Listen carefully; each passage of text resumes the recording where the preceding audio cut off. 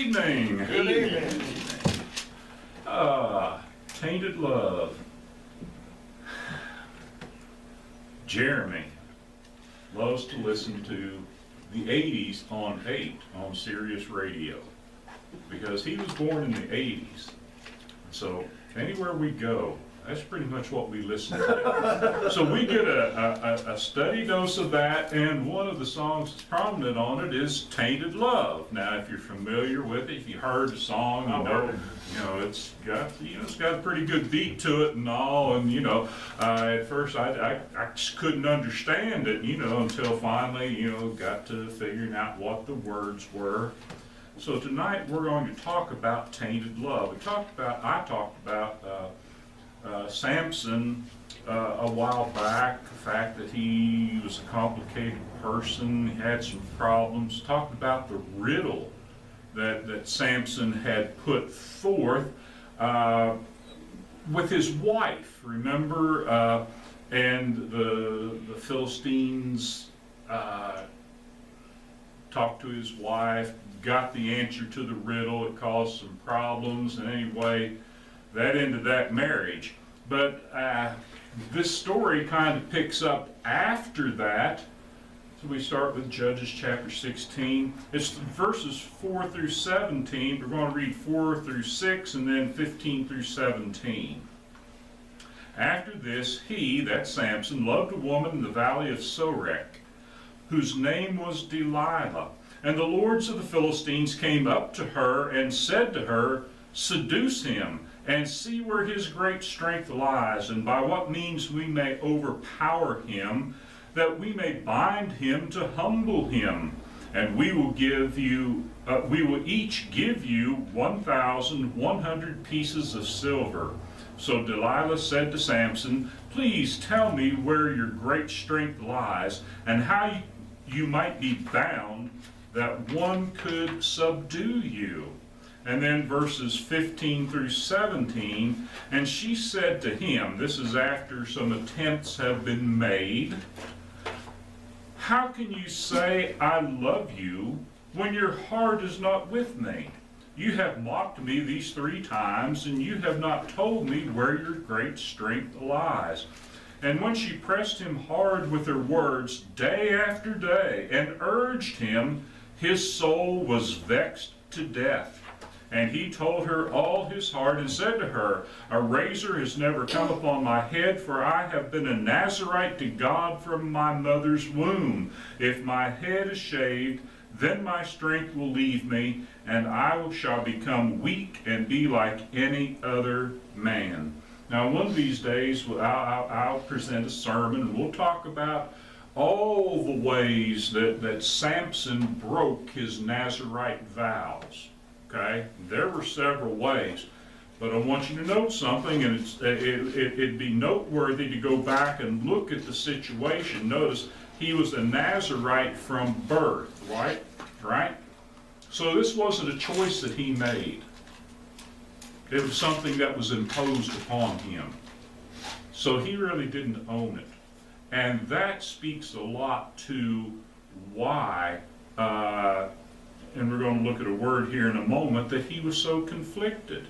And he is one of the most conflicted characters in the Bible, because he was challenged to do something that maybe his heart really wasn't in it for all those years, until finally the end, when he essentially destroys a lot of Philistines, but in the very act destroys himself. But he's a conflicted character. He's quite possibly the strongest man to ever live physically, but morally, he was as weak as any person. He had a lot of problems in his life. So we're going to look at this tonight and see this concept of tainted love. Delilah used the word love to compromise Samson's strength, as people will do sometimes to other people, and not just to compromise a strength, to compromise a position. Children do it to parents all the time, don't they? Friends will do it to friends. Husbands will do it to wives, wives will do it to husbands sometimes. It's a game that people play, but not always with the dire circumstances that happen, that could happen, that did happen here with Samson and Delilah. And the compromise of the strength that's really the most dangerous is the compromise of faith. To compromise one's faith. Give up a little bit. If you really love me, you give up something. And that's not a good thing. So what she's saying, you do not love me because you will not tell me the secret of your great strength. That's basically it. But remember, he loves her. He's fallen in love with her. Remember, love is an emotion, right? Whatever the circumstances are, he loves her. Does she love him? No. No. Somehow the situation evolves that she's going to use him. She's going to be paid to use him. She's going to get a lot of money from him by pretending to love him. And that's why I entitled this lesson, Tainted Love. She's using the word love to compromise him, and she doesn't love him at all. But she's playing on the love that he has for her to get something that she really wants. 3 times this happened. She said, tell me what the secret is of your strength. Tell me, what is it that would make you weak like any other man? And 3 times Samson does what? Now he compromises morally and ethically because he lies to her, doesn't he? 3 times he lies to her. He tells her something that's not the truth. When essentially he should have figured out maybe after the first one, maybe after the second one, especially after the third one, something's wrong here. Maybe this isn't a good situation for me to be in. Maybe I ought to go home. But he never does it. And notice in the reading, day after day, his soul was vexed by her constant pleading. It wasn't a one-time deal. It was over and over and over again. How long of a period of time did this go on for? That she is trying to compromise him. So 3 times he lies to her. 3 times Delilah tried to weaken Samson. Okay? What is it? Binding him with fresh cords, right? Second one is binding him with new ropes.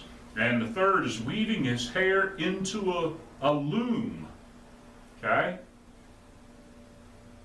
And after each time that she does these things, he's sleeping, and she's got the Philistines rushing in. Samson, wake up! They're coming after you! And he wakes up and he breaks the fresh cords, and he breaks the new ropes, and he pulls the pin out and releases his hair, and so she's boo-hooing, and you don't love me because you won't tell me your secret. And she's trying to hurt him. She's trying to do him harm. So he was being forced. He finds himself in this compromising situation. Look at verses 15 and 16 first. And she said to him, how can you say, I love you, when your heart is not with me? Well, her heart was not with him at all. You have mocked me these 3 times. Didn't he ever get the feeling that he was being mocked by her when the Philistines were rushing in? And he found himself in fresh cords and new ropes with his hair weaved in a loom? Didn't he feel he was being mocked? Apparently not. Something's wrong here. And you have not told me where your great strength is. And when she pressed him hard with her words day after day and urged him, his soul was vexed to death. He was being forced to prove his love to someone who did not care for him. And this was as much a temptation set forth by Satan as it was by Delilah and the Philistines, right? Because this was something that God had set him apart for. God wanted him to do, and his heart wasn't even in it for God. So you can see that tainted love aspect in two ways. Because she didn't have a love for Samson, and Samson really didn't have a true love for God, or he wouldn't have been in that situation in the first place, would he? So, how did Samson handle this temptation? The wrong way, right? What did he do? He compromised. Remember, we talked this morning about compromising when we talked about being a peacemaker. See, instead of peacemaking, and you know, I thought of a great illustration later. You know, here's what a peacekeeper does. Okay, that's what a peacekeeper does. You know what a peacemaker does? This brings two sides together, but a peacekeeper keeps the two sides apart. That's the difference. So we're supposed to reconcile people to God, reconcile people to one another. So there you have it.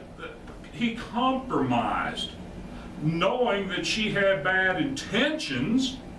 At least he should have realized it. He goes ahead and he tells her how he can be defeated, as if that's going to win her love. Is that going to demonstrate his love for her? Somewhere in his mind, that's why that love is tainted.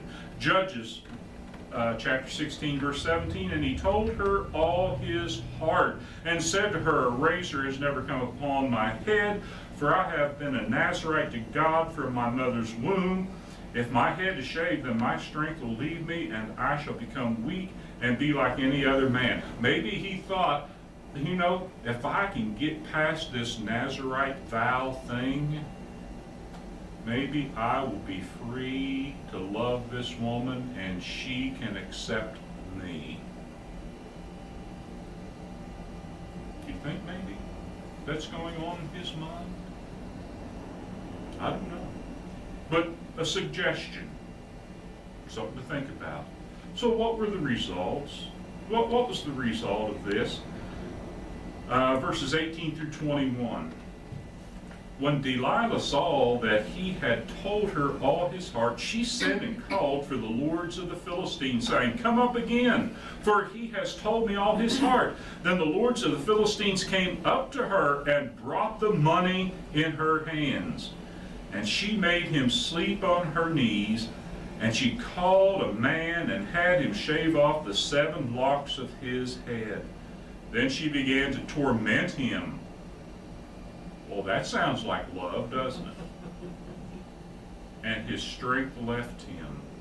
And she said, the Philistines are upon you, Samson. And he awoke from his sleep and said, I will go out as at other times and shake myself free. But he did not know, here. He did not know that the Lord had left him. Remember we talked before about with King Saul. King Saul had been a prophet because he was a king, but when he went bad, he didn't know that the Spirit had departed from him. How do we know if the Holy Spirit departs from us? We wouldn't, would we? How do we know if the Lord has departed from us? We don't know until what? All of a sudden we find ourselves in a bad situation. How did I get here? Well, you see the Facebook posts and the bumper stickers, you know, let's put God back in schools. Yeah, well, we kicked him out, right? Kicked him out, and look how bad things have gotten. We kicked him out of government. Look how bad things have gotten. So there you go. So he didn't know. He did not know that the Lord had left him. And the Philistines seized him and gouged out his eyes and brought him down to Gaza and bound him with bronze shackles and he ground at the mill in the prison. Now, that's a bad deal, isn't it? Okay? Do you think Delilah was happy? You bet she was, because she got all of that silver. So there it was, a tainted love situation, and he compromised a lot. He compromised his life, basically, for a love that really wasn't there, that wasn't going to be, what's the word that the poets use, requited? Requited love, a love that's returned, a love that's the same level of love. See? No, it just wasn't there. Now, as Christians, see, we might be victimized by this same tainted love as Samson was. An abstract tainted love. And remember what abstract means. It's kind of, it's not real. It's abstract is kind of out there, nebulous, you know. And in Samson's mind, he thought she loved him, but he didn't. Something we talked about this morning. He felt she loved him. He felt that she felt the same way. Remember the movie Angel and the Bad Man? Okay? You've never seen Angel and the Bad Man? You got to watch it, because when the John Wayne character meets the Quaker girl character, okay? You know, she falls in love with him instantly, and she's talking about thee and thou, and why do you call me thee? And you know, that's what we talk to people we love, and you know, and anyway, she wants to run away with him, and she says, I didn't know it. It didn't happen that way. I thought if you loved one, the other one just naturally loved you. You know, so it was strange to her, because she grew up on the farm. She hadn't met many guys before, you know.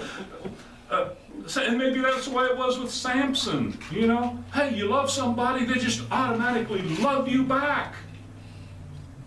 That's the way the world operates, isn't it? No. You know, and we as Christians, we're supposed to love everybody, and we try to love everybody, and here we go, we put on those Christian blinders, right? And we think everybody's going to love us. Then we find out, no, there are people out there that want to use us. There are people out there that want to abuse us. They don't care anything about us as long as they can get something from us. And that's a tainted love, isn't it? So here we are. And a tainted love can put a Christian between a rock and a hard place. It can come from our non-Christian friends and family members. If you really loved me, you would let me, and you fill in the blank there. You know, our kids, again, our kids. If you loved me, you would let me run with my friends that you know they're not really good friends, and I'd probably get in trouble. You know, if you really loved me. No, I love you. I'm not going to let you. Now, when my back's turned, you may do it, but I'm not going to approve of it. You get in trouble, you're in trouble. Okay? What is that old saying? You burn the blister, you sit on it. Right? Well, you know, you've been warned. You've been warned. Don't, you know, I'm not, and remember what we talked about with Abraham and Lot. Okay? I'm not going to compromise my nephew. I'm not going to compromise my children and my love for my children, but I'm not going to let them compromise me for something that they want to do that I think is wrong. Okay? So if you really love me, you wouldn't, and then you can fill in the blank there also. You wouldn't say that I'm wrong, right? That's the big thing today. Don't tell anybody they're wrong, because nobody can be right. Don't tell anybody they're wrong. Don't tell the socialists that they're wrong, even though the socialism has never worked anywhere. It works for what? Maybe the rich people's money that they've taken, and when that's gone, they can't afford to pay for anything that free stuff that they're giving away anymore, and everybody's not equally rich, they're equally poor. Okay? But don't tell them they're wrong, because you can't tell them. They're not going to listen anyway. All right? So, if you really loved me, you would blank with me. And you can fill in the blank there. Whatever it is, you know, and put in any evil, really bad, abhorrent evil, or even something that just doesn't seem to be so evil, but you know that in your conscience, you know, that just isn't right. Okay? So there's where it comes down to. At worst, it's brazen extortion, right? Arm twisting. Yeah. Torsion, right? You remember the cars with the torsion bars on them? Didn't have springs, you had torsion bars, right? And that torsion bar had some torsion on it, and a springiness to it. But the idea of extortion is, it's like twisting somebody's arm to get them to do something.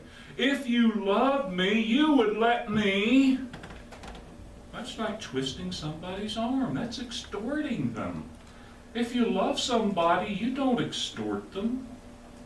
You don't put tension on them. You don't coerce them. Okay? Why? Because that just sounds like there's something bad you got up your sleeve that you're trying to do. It's playing on the other person's emotions, and it can be, listen, it can be damaging spiritually, but it can be damaging psychologically too, to the other person, when you play those games over and over and over. Even more damaging, though, remember, is when Christians do it to other Christians. And we don't play games. It happens. It happens. They're because the church is filled with human beings, right? And sometimes human beings, even Christians, think, oh, I can get away with that. I can twist somebody's arm to get my way in the church. Well, it shouldn't happen. It just shouldn't happen. And eventually the meat will stand up and say, no, this has got to stop. It's not going to happen. Okay? But they do it in the proper way because they're not going to be compromised. Okay? They're going to be peacemakers, not peacekeepers. I'll compromise. I'll just give up to keep the peace. No, that's not the way it happens. So, Jesus makes it clear that we must never compromise our love for God. Okay? Now, it's just not Fred Riley speaking. That's what God says, right? That's what Jesus said. Matthew chapter 22, verse 36 through 39. He's asked a question. Teacher, which is the great commandment in the law? And he said to him, you shall love the Lord your God with all your heart and with all your soul and with all your mind. This is the great and first commandment. Right? Nothing tops that. Nothing tops that. But the second one's likened to it, you shall love your neighbor as yourself. On these two, all of the law and the prophets hang or rest, depend on these two commandments, depend all the law and the prophets. That's what they're all based upon. What is that? That's having a healthy relationship or a right relationship with God, right? And that's going to lead to a right relationship with your neighbor. Who's my neighbor? Everybody I come in contact with, right? Even my enemy. So, and we talked about that. We talked about peacemakers. We talked about that. And we talked about being merciful in the Beatitudes. So, there. We can't compromise. We shouldn't compromise our love for God. And if somebody says, well, let me throw another verse in here. I'm not going to, I got an inkling, but I don't want to throw a chapter verse out because I'll probably be wrong. But Jesus said, anyone who loves father or mother or children, husband, wife, more than me. What's that? 10:37. Is that, oh, that's what I got next. Okay, I should read my notes here. Okay. I knew I saw it somewhere. But, yeah, whoever loves father or mother more than me is not worthy of me. And whoever loves son or daughter more than me is not worthy of me. Wow. Does that mean we're to hate others? No, it means that our love for God must come first. Why? Because he's got first dibs on us. He's our creator, and he is our sustainer. Our love for God is shown by keeping his commandments. John 15:12. This is my commandment, that you love one another as I have loved you. How did he love us? Perfectly? Constantly? Completely? Going to the cross. Did he compromise that love for us? Boy, he could have, couldn't he? Yeah. I'm tired of putting up with those silly people. They won't listen to me. They won't do a thing that I say. They don't even care about themselves, and they just keep asking me for stuff. They want me to heal people, and they want me to give them food. They want me to give them fish and bread, fish and crackers. Okay. That's all they want. They don't want to listen to my teaching. They just want fish and crackers. They want a meal. Yeah. No. He didn't compromise that because he understood us, right? He understood us. And he continued on even to the point of dying for us on the cross. 1 John chapter 4, verse 7 and 8. Beloved, let us love one another, for love is from God, and whoever loves has been born of God and knows God. Anyone who does not love does not know God, because God is love. So if we're extorting people and we're coercing people, if we're using love, if we're using the word love in a tainted way to get what we want, physically, materially, psychologically, emotionally, we don't know God, because that's not the way God operates. And we got to operate like God operates. That's the way God wants us to do. And don't forget again, Matthew 5, 43 through 45, you have heard that it was said, you shall love your neighbor and hate your enemy.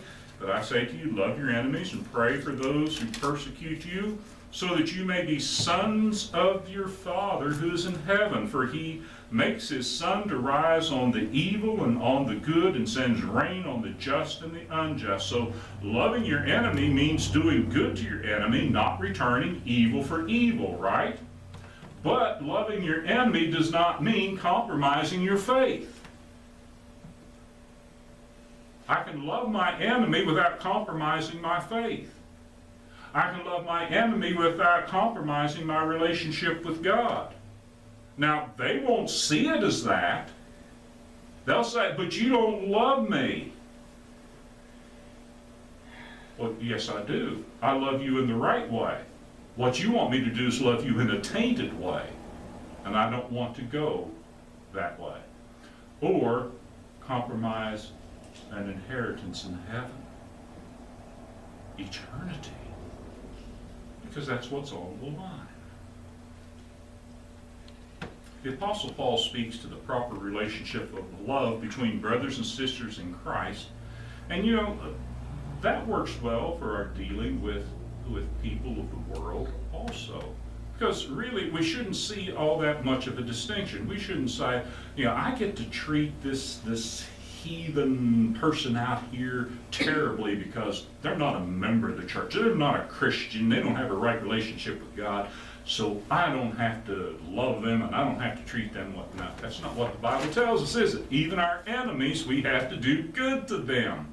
We've got to treat everybody the same, but we should treat our brothers and sisters, you know, even more. Galatians chapter 6 and verse 10. You know, do good, especially to those of the household of faith. But it works in our relationship with others too. Listen to this. Therefore, let us not pass judgment on one another any longer, but rather decide never to put a stumbling block or a hindrance in the way of a brother. So, and that's what tainted love does, isn't it? That's what we talked about. It's putting a stumbling block in front of somebody by saying, if you love me, you would. Or if you love me, you wouldn't. Okay? And you determine then what love, how you define love, and what the action of love would be. No, that's not how it operates. God has told us what love is. God has told us what the action of love is, and we can find out what is good, and we can find out what is wrong. And that's how we should gauge it. So we might say to this, woe to them who put stumbling blocks before the brethren, then condemn them for a lack of love when they refuse to fall. Notice what they do. They throw a stumbling block in front of the brethren, and if the brother compromises and falls, what do? Oh, look, that was a pretty weak one there. He fell, he sinned, okay? And if they don't, well, he doesn't love me because he did this or he didn't. He wouldn't let me do it, or he forced me, I had to do this. Yeah. You can't win, can you? You're between a rock and a hard place there, aren't you? So it doesn't matter. So don't compromise. Do what God says to do, and you're going to be all right. You know why? You know why? Because ultimately it's God who's going to judge and determine where you and I spend eternity. Not a human being, and especially not a human being who would use tainted love to try to extort or coerce me or you into doing something that we know we shouldn't do. So don't use tainted love as an emotional stumbling block to coerce another person to do something that would harm them physically, psychologically, emotionally, but especially, brothers and sisters, spiritually. That's my lesson. Thank you for your time. Thank you for your attention. If you have a need this evening, please make your request known as we stand and sing the invitation.